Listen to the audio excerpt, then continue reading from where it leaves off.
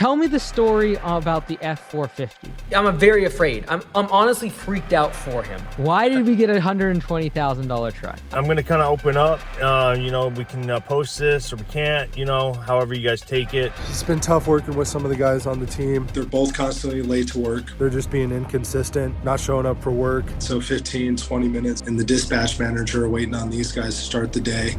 Giving me pushback. If I ask them to do something, it's always like, why? Sometimes I may tend to throw too much on the trainees. One of our employees hit a car parked outside of our alley back here. Stop! I was addicted to hardcore drugs. As of now, going forward, I'm really going to be raising the prices on these smaller jobs. It's really just wasting time.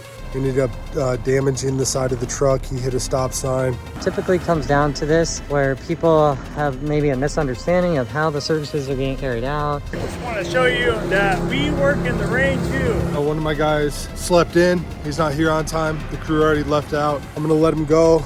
I don't like firing guys. I look at the company, I'm like, we got to do some, serious surgery. There's no cash, and the business dies. Ready to get after it?